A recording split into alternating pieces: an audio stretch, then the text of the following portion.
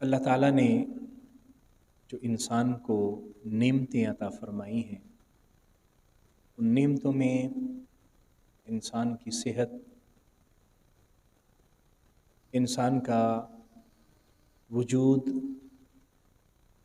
انسان کا گھر بار، اس کا مال و دولت، اس کی اولاد، یہ سارے اللہ تعالیٰ کے وہ انعام ہیں جو انسان کو اللہ کی یاد بھی دلاتے ہیں اور اس کے احسان پر شکر ادا کرنے کی طرف راغب بھی کرتے ہیں۔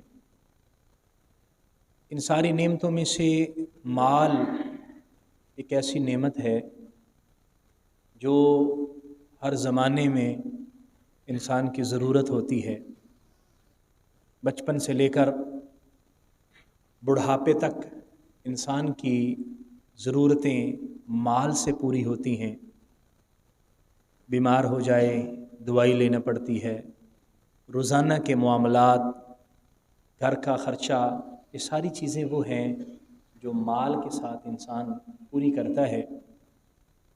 لیکن اس کے ساتھ ساتھ اللہ تعالیٰ نے مال کو اور اولاد کو انسان کے لیے آزمائش بھی فرمایا۔ انما اموالکم و اولادکم فتنہ، تمہارے مال، تمہاری اولاد یہ آزمائش ہیں۔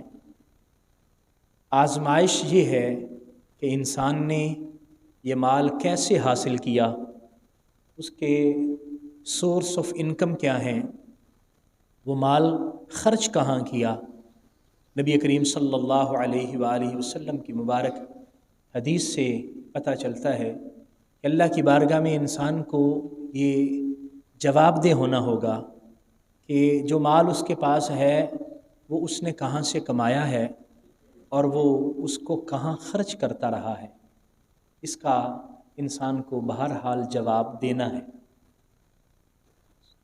قرآن مجید کے اندر بار بار انسان کو خرچ کرنے کی طرف راغب کیا گیا۔ مال کے ساتھ محبت کا انسان کا تعلق یہ ایک فطری چیز ہے، اور بعض اوقات ایسا ہوتا ہے کہ مال کی محبت میں انسان جائز اور ناجائز کو بھی پس پشت ڈال دیتا ہے۔ بعض اوقات ایسا ہوتا ہے کہ مال آ جاتا ہے تو انسان اس پر بخل اختیار کرتا ہے، کنجوس بن جاتا ہے اور اس کو خرچ نہیں کرتا۔ اللہ تعالیٰ نے قرآن میں بار بار اس کی تلقین فرمائی کہ اللہ کے رستے میں مال خرچ کیا جائے۔ سورہ بقرہ کا آغاز ہوتا ہے، وہاں متقین کا ذکر کیا گیا کہ قرآن متقین کے لیے ہدایت ہے، رہنمائی کا فریضہ سر انجام دیتا ہے، ھدی للمتقین۔ لیکن وہ متقین کون ہیں؟ وہ اہل تقوی کن کو کہا گیا ہے؟ ھدی للمتقین الذین یؤمنون بالغیب ویقیمون الصلاۃ ومما رزقناہم ینفقون۔ فرمایا متقین وہ ہیں کہ جو ایمان لاتے ہیں، غیب پر ایمان لاتے ہیں۔ متقین وہ ہیں جو نماز قائم کرتے ہیں، اور پھر فرمایا متقین وہ ہیں مما رزقناہم ینفقون، جو ہم نے ان کو رزق دیا ہے اس میں سے خرچ کرتے ہیں۔ تو ایک بات یہاں بہت واضح ہو گئی کہ جو کچھ ہمارے پاس ہے وہ اللہ کا دیا ہوا ہے، وہ اللہ کا عطا فرماتا۔ دیکھیں، آدمی عام طور پر سمجھتا ہے کہ میری صلاحیت ہے، میں نے کوشش کی، میرے علم کی بنا پر، میرے تجربہ کی بنا پر مجھے جو مل رہا ہے وہ میری اپنی صلاحیتوں کی بنا پر مل رہا ہے۔ لیکن اگر ہم غور کریں تو صلاحیتیں بھی تو اللہ نے دی ہے نا، علم بھی تو اللہ نے عطا فرمایا ہے، دماغ بھی تو اللہ نے دیا ہے، جسمانی صحت بھی تو اللہ نے دی ہے، اسی کے ذریعے ہم نے مال حاصل کیا ہے۔ اس لیے فرمایا تم جو بھی سوچ لو، جس طرح بھی دیکھ لو، مما رزقناہم، رزق ہم نے عطا فرمایا۔ جب رزق ہم نے دیا ہے، ینفقون، پھر اہل ایمان اور اہل تقوی وہ ہیں جو اس میں سے خرچ کرتے ہیں۔ اسی طرح قرآن مجید کے اندر اللہ تعالیٰ نے بخشش اور مغفرت کی طرف تیزی کرنے کا حکم دیا۔ یعنی انسان جن چیزوں میں جلدی کرتا ہے، ہم عام طور پر سمجھتے ہیں کہ یہ چیزیں ہمارے لیے زیادہ قابل ترجیح ہیں، ہم ان کو پریفر کرتے ہیں کہ یہ چیزیں مجھے پہلے کرنی ہیں۔ اللہ تعالیٰ نے فرمایا وہ ہمارے جو دنیاوی تقاضے ہیں، جو ہماری ضروریات ہیں، وہ اپنی جگہ پر ہیں، لیکن فرمایا سارعوا الی مغفرۃ من ربکم، اپنے رب کی بخشش کی طرف تیزی کرو. یعنی ہماری جو ترجیحات ہیں، ان ترجیحات میں اللہ کی بخشش اور اللہ کی مغفرت وہ پہلی ترجیح ہونی چاہیے کہ ہم اس مالک سے اپنی بخشش کروا سکیں، اس مالک کے حضور ہم اپنا قرب حاصل کر سکیں، اللہ کی قرب کے ہم وہ تحفے لے سکیں جو اللہ تعالیٰ چاہتا ہے. سارعوا الی مغفرۃ من ربکم وجنۃ عرضها عرض السماء والارض عرضها السماوات والارض، یعنی اللہ کی بخشش اور مغفرت طرف تیزی کرو، اور جنت کی طرف عرضها السماوات والارض، اور وہ جو جنت ہے اس کا کتنا، اس کا وایہ کتنا ہے، یا وہ جنت جو ہے اس کا حدود اربع کتنا ہے، وہ جنت جو ہے اس کی جگہ کتنی ہے. فرمایا عرضها السماوات والارض، اس کا جو عرض ہے وہ اتنا ہے جتنے آسمان و زمین ہے. یعنی ساتوں آسمان آپ دیکھ لیں، زمین کی وسعت دیکھ لیں. فرمایا کہ اللہ تبارک و تعالیٰ نے جنت اتنی وسیع بنائی ہے جتنے آسمان و زمین بنائے. اعدت للمتقین، یہاں بھی یہ فرمایا گیا کہ یہ جو جنت ہے اللہ تعالیٰ نے متقین کے لیے تیار کی ہے. لیکن وہ متقی کون ہیں؟ متقی کن کو کہا گیا؟ فرمایا متقی وہ ہیں الذین ينفقون فی السراء والضراء، وہ لوگ جو خرچ کرتے ہیں تنگی میں بھی اور خوشحالی میں بھی. جب تنگ دست ہوتے ہیں پھر بھی خرچ کرتے ہیں، جب خوشحال ہوتے ہیں پھر بھی خرچ کرتے ہیں. عام طور پر ہم یہ سمجھتے ہیں کہ جب ہمارے پاس مالی وسعت ہوگی، جب ہماری گنجائش ہوگی تب خرچ کریں گے. لیکن قرآن نے یہاں ہماری سوچ کو درست فرمایا. فرمایا نہیں، یہ نہیں ہے کہ جب کو مالی وسعت ہوگی تب خرچ کیا جائے گا. نہیں، مالی وسعت نہ بھی ہو تو خرچ کیا جائے، تنگی ہو تو خرچ کرنے سے اللہ کریم مالی وسعت عطا فرما دیتا ہے. ينفقون فی السراء والضراء، خوشحالی میں بھی خرچ کرتے ہیں، تنگ دستی ہوتی ہے پھر بھی خرچ کرتے ہیں. یعنی اللہ کے رستے میں دینے سے وہ گریز نہیں کرتے. آپ صحابہ کرام کی مثالیں دیکھیں نا. نبی کریم صلی اللہ علیہ وسلم کے صحابہ، حضرت عثمان غنی مال و دولت والے ہیں، اللہ نے بڑی مالی وسعت عطا فرمائی ہے، وہ خرچ کرتے ہیں. 100 گھوڑا، 100 اونٹ، پھر 100 اونٹ، پھر 100 اونٹ، پھر اتنا سونا، پھر اتنا چاندی حضور صلی اللہ علیہ وسلم کی بارگاہ میں پیش کر دیا. غلام آزاد کیے جا رہے ہیں، حضور کی خدمت میں پیش کر رہے ہیں. لیکن اس کے ساتھ ساتھ وہاں وہ فقیر صحابی بھی ہے کہ جب ساری رات وہ اللہ کے رستے میں خرچ کرنے کے لیے کچھ نہیں ہے تو ساری رات باغ کو پانی دیتے ہیں، اور ساری رات کی محنت کے بعد جو تھوڑی سی کھجوریں مزدوری میں ملتی ہیں نبی کریم صلی اللہ علیہ وسلم کی خدمت میں لا کے پیش کرتے ہیں کہ یا رسول اللہ ویسے تو کچھ نہیں ہے لیکن ساری رات مزدوری کی ہے اور یہ مزدوری ملی ہے، اس کو قبول فرما. اور نبی کریم صلی اللہ علیہ وآلہ وسلم فرماتے ہیں یہ جو میرا صحابی لے کے آیا ہے نا، ایسا کرو یہ جو مال کا ڈھیر پڑا ہوا ہے اس کے اوپر چھڑک دو، اس کے اوپر اس کو پھیلا دو کہ اس کے اندر اتنی برکت ہے، اللہ کریم اس کی برکت سب کو عطا فرما دے. یعنی وہاں تو خلوص کی کیفیت ہے نا جی، وہ تھوڑا ہو لیکن خلوص کے ساتھ ہو. اس لیے اللہ تبارک و تعالیٰ نے قرآن مجید میں ہمیں اس کا ذکر فرمایا. آپ سورہ بقرہ کی ایک اور آیہ مبارکہ دیکھیں تو وہاں ذکر ہوتا ہے یا ایھا الذین آمنوا انفقوا، ایمان والو خرچ کرو، مما رزقناکم، جو ہم نے تمہیں رزق عطا فرمایا، من قبل ان یاتی یوم لا بیع فیہ ولا خلہ ولا شفاعہ، اس دن سے پہلے پہلے. یعنی ایک دن وہ آنے والا ہے جس دن میں کوئی خرید و فروخت نہیں ہوگی، جس دن میں کوئی دوستی کام آنے والی نہیں ہے، جس دن میں کسی کی سفارش کام آنے والی نہیں ہے. فرمایا اس دن کے لیے ابھی سے خرچ کر لو، ورنہ وہ دن آ گیا اور تم کہو کہ آج کچھ مال لے لیا جائے اور آج میں اللہ کے رستے میں خرچ کرتا ہوں اور میرا وہ مال قبول کر کے مجھے نیکیاں دے دی جائیں، تو فرمایا وہ پھر دن قبولیت والا نہیں ہوگا. من قبل، اس سے پہلے پہلے، ان یاتی یوم، کہ وہ دن آ جائے کہ جس دن میں پھر کوئی بھی خرید و فروخت کام نہیں آئے گی.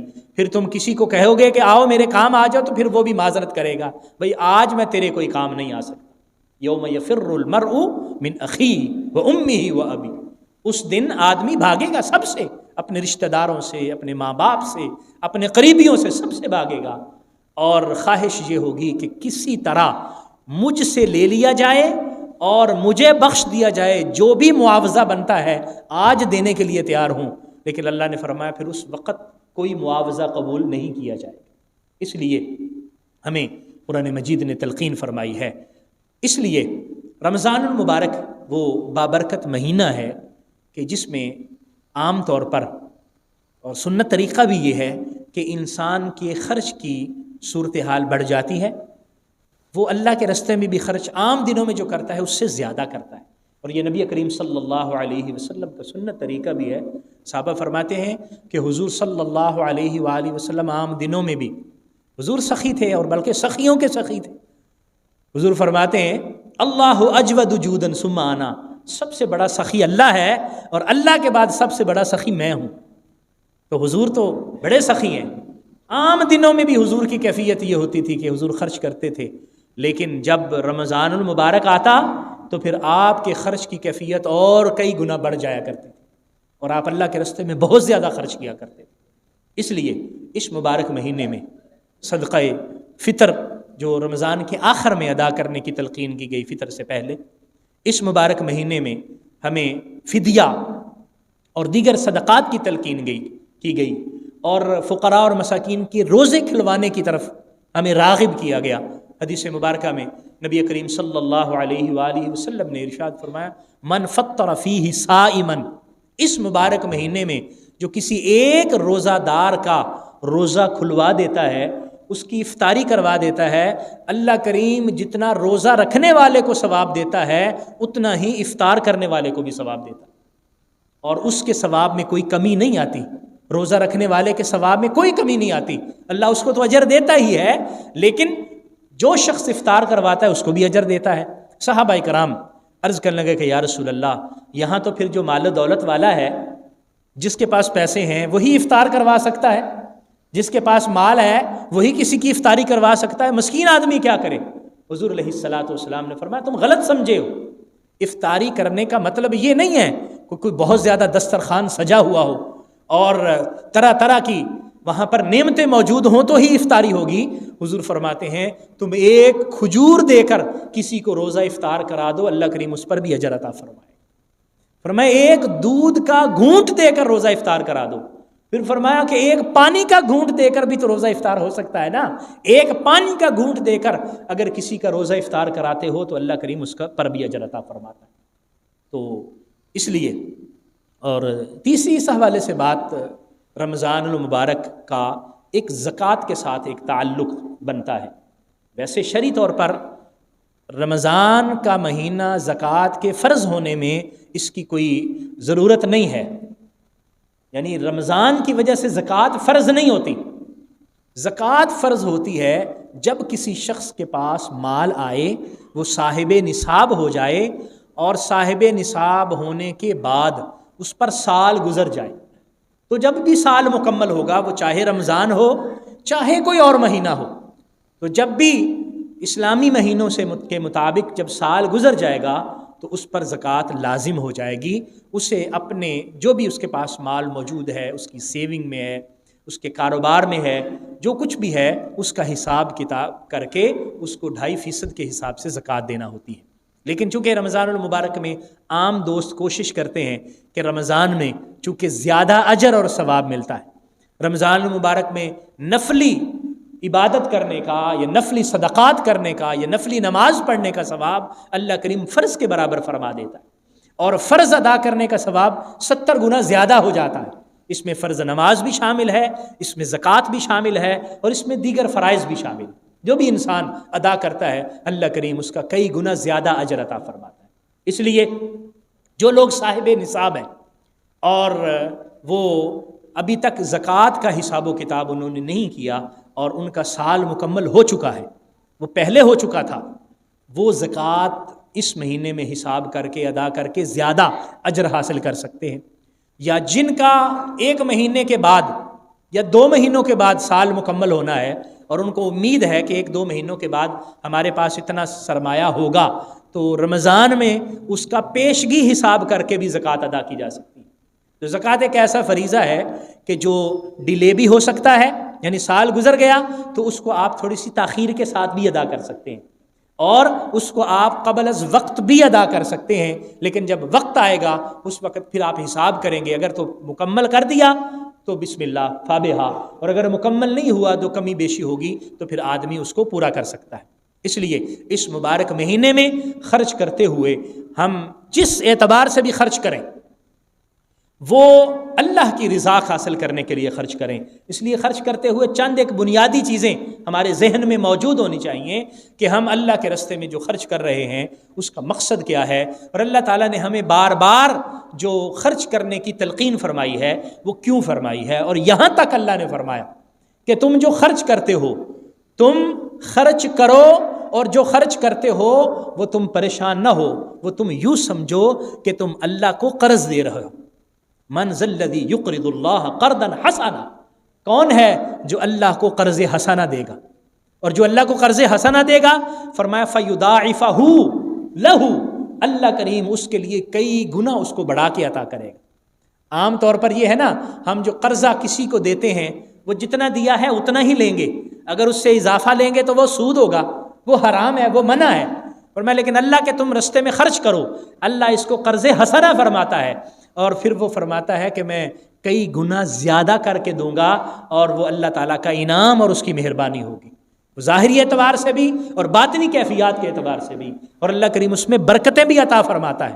اور پھر اللہ نے قرآن مجید میں یہ بھی ارشاد فرمایا کہ جو اللہ کے راستے میں خرچ کرتا ہے اور صدقات ادا کرتا ہے، اللہ تبارک و تعالیٰ ان صدقات کو بڑھاتا ہے، اور اس صدقے کی وجہ سے مال میں برکتیں آ جاتی ہیں۔ یربی الصدقات، اللہ کریم صدقات کو بڑھاتا ہے، یعنی انسان کے رزق میں برکتیں ہوتی ہے، اور فرمایا یمحق اللہ الربا ویربی الصدقات، اور اللہ کریم سود کو مٹاتا ہے۔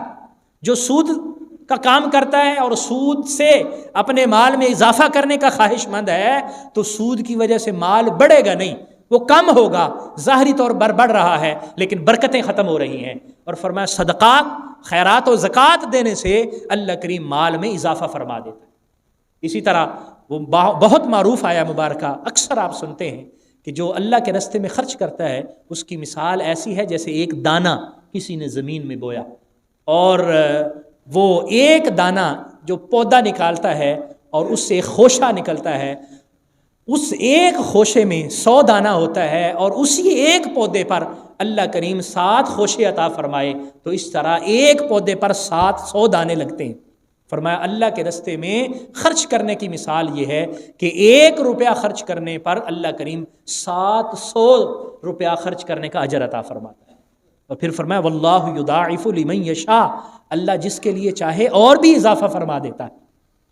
یہ ساری چیزیں بار بار قرآن مجید میں ہیں، اور آپ پڑھتے جائیں گے تو آپ کو جگہ جگہ پر یہ چیزیں نظر آئیں گی۔ اس کی وجہ کیا ہے؟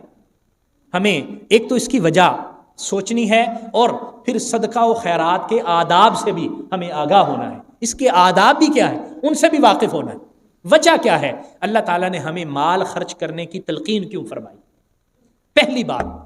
پہلی بات یہ ہے کہ اللہ کریم ہمیں یہ باور کروانا چاہتا ہے اور ہمارے ذہن میں یہ بات راسخ کرنا چاہتا ہے کہ تم یہ سمجھ لو کہ جو رزق تمہارے پاس ہے وہ تمہارا اپنا نہیں ہے، وہ اللہ کا دیا ہوا ہے۔ اور ہم یہ ذہن میں بٹھا لیں مما رزقناہم، بار بار فرمایا مما رزقناہم، ہم نے رزق دیا ہے، تو یہ عارضی پن اس کا اللہ نے جب دیا ہے تو وہ اللہ لیتا بھی ہے، اور ہم چند سال کے لیے اس دنیا میں آئے ہیں تو یہ رزق ہمارے پاس ہے، جب چلے جائیں گے تو پھر بعد والوں کے پاس ہے۔ جس طرح ہمارے آباء و اجداد، ہمارے باپ دادا اس دنیا میں آئے ان کے پاس تھا، وہ چلے گئے ہمارے پاس آ گیا، ہم چلے جائیں گے اوروں کے پاس ہو جائے گا، تو یہ عارضی پن ہے۔ اس لیے اس مال کے ساتھ انسان کا قلبی لگاؤ اور قلبی تعلق جو انسان کو حلال اور حرام کی تمیز ختم کر دے، یہ نہیں ہونا چاہیے، پہلی اور بنیادی چیز۔ اور دوسری بات، انسان کے دل میں سخاوت کے جذبات پیدا کرنا چاہتا ہے اللہ تعالیٰ چاہتا یہ ہے کہ انسان ہمیشہ بندہ مومن ایسے کرنے والا بنے، ایسا نہ بنے، اور اسی وجہ سے فرمایا دینے والا ہاتھ لینے والے ہاتھ سے بہتر ہے، تو فرمایا دینے والے بنو، جب بھی صورتحال دینے والی ہو، اور اللہ تعالیٰ سے ہمیشہ اللہ کی بارگاہ میں یہی دعا مانگیں کہ یا اللہ ہمیں دینے والا بنا اور ہمیں ہاتھ پھیلانے سے محفوظ فرما. ہمیشہ اللہ کی بارگاہ میں یہ دعا مانگیں، کیونکہ دینے والا لینے والے سے افضل ہے اور بہتر ہے. اس لیے کوشش کریں کہ آپ کا ہاتھ یہاں رہے، یہاں نہ آئے. نبی کریم صلی اللہ علیہ وآلہ وسلم نے یہ بھی فرمایا کہ جو شخص مانگتا ہے نا، لوگوں سے سوال کرتا ہے، وہ سوال کرتا ہے تو پھر اس کے لیے محتاجی کے دروازے کھل جاتے ہیں. قرض مانگنے کی عادت آپ دیکھیں بعض لوگوں میں ایسی ہوتی ہے، خام خواہ قرض مانگنے کی عادت، خام خواہ ایسی ضروریات بڑھائی ہوئی ہیں، لوگوں سے پیسے لینے کی عادت. تو جس کی ضروریات ایسے ہی بے لگام ہو جائیں اور وہ لوگوں سے جب سوال کرتا ہے تو پھر وہ سوال کے دروازے کھلتے جاتے ہیں. اور جو قناعت کے ساتھ، جو اپنے دامن کو دیکھتے ہوئے اپنے پاؤں پھیلاتا ہے، اللہ کریم پھر اس کے معاملات کو بھی آسان فرما دیتا ہے. اس لیے ایک تو یہ ہے کہ ہمارے دل میں سخاوت کے جذبات پیدا ہو. تیسری اس حوالے سے بات یہ ہے کہ معاشرے کے اندر جو عدم توازن پیدا ہو جاتا ہے، وہ لوگ جو غربت والے ہیں اور غربت کی سطح سے بھی نیچے جا چکے ہیں، اللہ کریم یہ چاہتا ہے کہ میں نے جن کو مال و دولت دیا ہے وہ ان کو دیں، تاکہ وہ تھوڑے سے معاشرے کے اندر زندگی گزارنے کے قابل بنیں.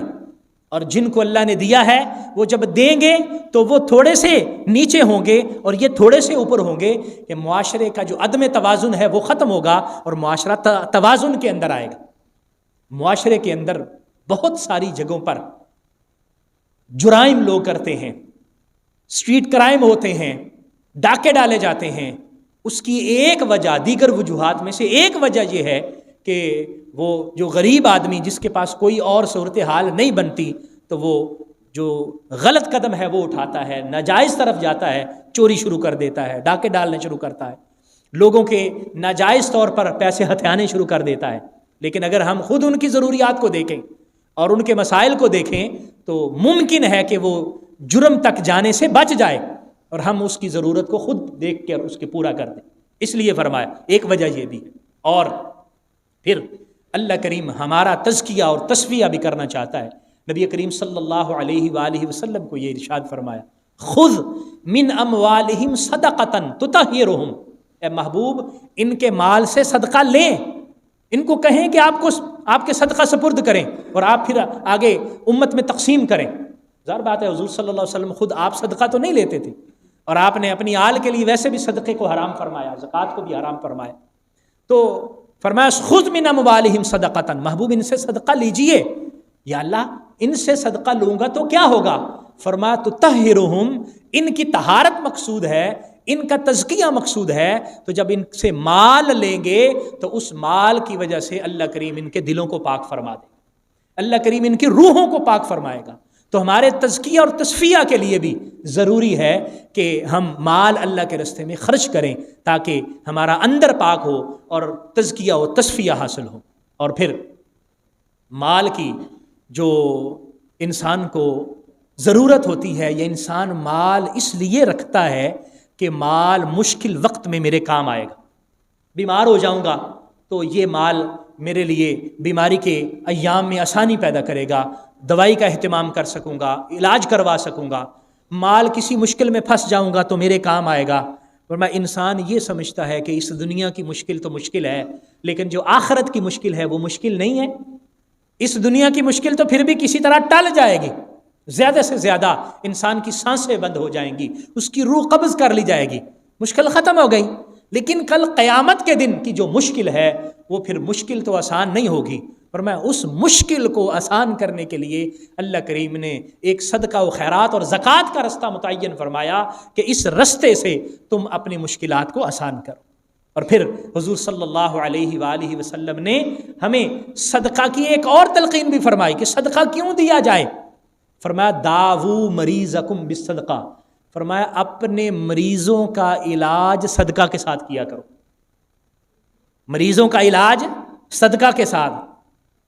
ہمارا یہ خیال یہ ہے کہ علاج تو دوائی کے ساتھ ہوتا ہے، کسی اچھے ڈاکٹر کو دکھانے کے ساتھ ہوتا ہے، کوئی مہنگی دوائی لینے کے ساتھ ہوتا ہے، کسی بڑے کوالیفائڈ ڈاکٹر کو دکھائیں گے تو اچھا علاج ہو جائے گا. فرمایا تم صدقہ دو، اللہ کریم اس صدقے کی وجہ سے بہت ساری بیماریوں کو دور فرما دیتا. داؤ مرضاکم بالصدقہ، اپنے مریضوں کا علاج صدقہ سے کرو۔ اور دوسری چیز حضور نے یہاں فرمایا وحسنوا اموالکم بالزکوٰۃ، اور زکوٰۃ دے کر اپنے مال کو محفوظ بنا لو، مال کو زکوٰۃ دے کر محفوظ بنا لو۔ اس کا مطلب ہے کہ مال کی حفاظت کا ایک طریقہ حضور نے زکوٰۃ بھی بیان فرمایا۔ ہم زکوٰۃ ادا کرتے ہیں، اللہ کریم اس زکوٰۃ کی برکت سے ہمارے مال کو محفوظ فرما لیتا۔ اس لیے یہ جو وجوہات میں نے بیان کی کیوں ہمیں صدقہ کرنے کا، زکوٰۃ دینے کا اور خیرات کرنے کا حکم دیا گیا، وہ یہ وجوہات ہیں جس میں آپ اگر اس کو سب کو دیکھیں شروع سے لے کر آخر تک، تو کسی میں بھی کوئی اللہ کے انعامات میں جو اللہ تبارک و تعالیٰ کے خزانے ہیں اس میں کوئی اضافے نہیں ہو رہے، سب کے سب میں ہمارا ہی فائدہ ہو رہا ہے اور ہمارے لیے ہی اللہ کریم آسانی عطا فرما رہا ہے۔ صدقہ دیتے ہوئے، زکوٰۃ دیتے ہوئے اس کے آداب کو بھی ملحوظ خاطر رکھنا چاہیے۔ سب سے پہلی اور بنیادی چیز اس حوالے سے ہماری نیت کا درست ہونا ضروری ہے کہ ہم جو صدقہ کر رہے ہیں، ہم جو زکوٰۃ دے رہے ہیں، یہ کیوں دے رہے ہیں؟ اس میں صرف اور صرف ہمارا مقصد اللہ اور اس کے رسول صلی اللہ علیہ وسلم کی رضا ہونا چاہیے، اور کوئی مقصد نہیں ہونا چاہیے۔ اللہ اور اس کا رسول راضی ہو گئے، باقی سارے مقاصد بعد کے ہیں اور ان کی کوئی اہمیت بھی نہیں ہے اللہ کی رضا کے لیے اور رسول اللہ صلی اللہ علیہ وسلم کے حکم پر عمل کرنے کے لیے۔ اس لیے جب بھی صدقہ و زکوٰۃ دی جائے تو نیت کو درست رکھتے ہوئے دی جائے۔ اور میں یہ بھی عرض کر دوں ایک مسئلہ زکوٰۃ کے حوالے سے کہ زکوٰۃ میں یہ بتانا بھی ضروری نہیں ہے کہ جب آپ فقیر کو دے رہے ہیں، کسی کو دے رہے ہیں، تو یہ بتانا بھی ضروری نہیں ہے کہ یہ زکوٰۃ ہے، میں زکوٰۃ دے رہا ہوں۔ بہت سے ایسے سفید پوش لوگ ہوتے ہیں، وہ مستحق زکوٰۃ تو ہوتے ہیں لیکن ان کی غیرت اور ان کی عزت نفس جو ہے وہ ان کو سوال نہ کرنے پر مجبور کرتی ہے کہ وہ سوال نہ کریں، اور قرآن نے بھی اس کا ذکر کیا، لا یسألون الناس الحافا، وہ سوال ہی نہیں کرتے لوگوں سے ایسے گڑ گڑا کر، ایسے آہوزاری کر کے، وہ خاموش رہتے ہیں۔ لیکن قرآن نے کہا تم ان کے چہروں سے پہچان لوگے کہ یہ ضرورت مند ہیں، تم ان کے چہروں سے جان دو گے کہ یہ حاجت مند ہے۔ اور مفسرین فرماتے ہیں کہ جو صفہ کے صحابہ تھے جو نبی کریم صلی اللہ علیہ وآلہ وسلم کی خدمت میں علم حاصل کرنے کے لیے وہاں پر آتے، اور جس طرح حضرت ابو ہریرہ ہیں، جس طرح حضرت انس ہیں یا دیگر صحابہ کرام ہیں، وہ وہاں پر رہتے، مسجد نبوی میں ہمیشہ رہتے۔ اور حضرت ابو ہریرہ تو فرماتے ہیں کہ میں کبھی کسی جگہ پر جاتا ہی نہیں تھا، لوگ چلے جاتے تھے کہ چلو تھوڑا سا مزدوری کرتے ہیں، کچھ کما کے کچھ کھائیں گے، تو میں وہ بھی نہیں کرتا تھا، اس لیے تاکہ حضور صلی اللہ علیہ وسلم کی کوئی حدیث مجھ سے رہ نہ جائے، حضور کا کوئی ارشاد میں اس سے محروم نہ رہ جاؤں۔ میں وہاں رہتا، کوئی آ کے کھانے کو دے دیتا تو کھا لیتا، کوئی نہ دیتا تو وہاں پر ہی صفہ کے چبوترے پر ہی وہاں بھوکا پیاسا رہتا، لیکن مسجد نبوی کو چھوڑ کے نہیں جایا کرتا تھا۔ حضور کبھی اپنے ساتھ لے جاتے کسی کھانے پر تو حضور کے ساتھ چلا جاتا، تو ویسے جو ہے کسی سے سوال نہیں کرتا تھا۔ فرماتے ایک دن بڑی بھوک لگی تھی، میں نے حضرت ابوبکر صدیق سے ایک آیت کی تفسیر پوچھی۔ میرا مقصد تفسیر پوچھنا نہیں تھا، مقصد یہ تھا ابوبکر میرے چہرے کی طرف دیکھیں گے اور سمجھ جائیں گے کہ مجھے بھوک لگی ہوئی ہے، لیکن میں نے ابوبکر سے کھانا نہیں مانگا۔ ابوبکر صدیق نے مسئلہ بتایا، تفسیر بتائی، چلے گئے۔ عمر فاروق آئے، میں نے ان کے سامنے بھی عرض کیا، وہ بھی مسئلہ بتا کے تفسیر بتا کے چلے گئے۔ نبی کریم صلی اللہ علیہ وسلم تھوڑی دیر بعد تشریف لائے، حضور نے میری طرف دیکھا، مسکرا پڑے، فرمایا ابو ہریرہ بھوک لگی ہوئی ہے، آ جاؤ میرے ساتھ آ جاؤ۔ یعنی ایسے لوگ بھی ہوتے ہیں، تو قرآن یہ کہتا ہے کہ تمہیں خود ان کا خیال رکھنا چاہیے۔ تو یہ فرمایا گیا کہ یہ تلقین کی گئی ہے کہ جو صدقہ دیتے ہوئے ایسے لوگوں کی عزت نفس کو بھی مجروح نہ کیا جائے، نہ کہا جائے بس ویسے ان کی خدمت کے لیے دے دیا، یہ پیسے ہیں جی تھوڑے سے آپ رکھ لیں، نیت زکوٰۃ کی ہو لیکن بتایا نہ جائے۔ اسی طرح قرآن مجید نے فرمایا لا تبطلوا صدقاتکم بالمن والاذی، دو چیزیں فرمایا احسان جتلا کر اپنے صدقے کو ضائع نہ کرو۔ کسی کو صدقہ دیتے ہیں، کسی کی مالی ضرورت کو پورا کرتے ہیں، پھر بار بار یہ نہ کہو کہ میں نے تمہاری مالی ضرورت کو پورا کیا، میں نے تمہیں سے یہ کیا، بار بار نہ سناؤ، لوگوں کے بھی نہ بتاؤ، اذیت ہوتی ہے، تکلیف ہوتی ہوگی۔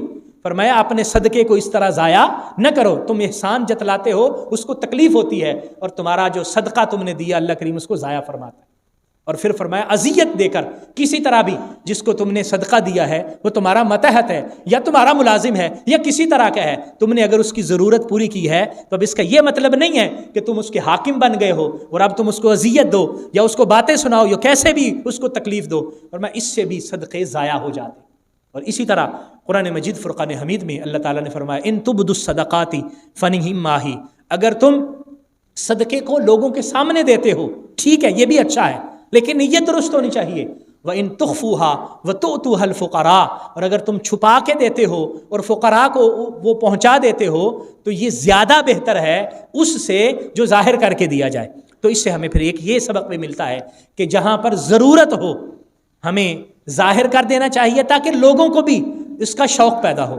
بعض اوقات آدمی اس لیے سب کے سامنے دیتا ہے کہ تاکہ مجھے دیکھ کر اور لوگوں کو بھی شوق پیدا ہو، یہ ایک تبلیغ کی صورت بھی بنتی ہے اور یہ بہتر ہے۔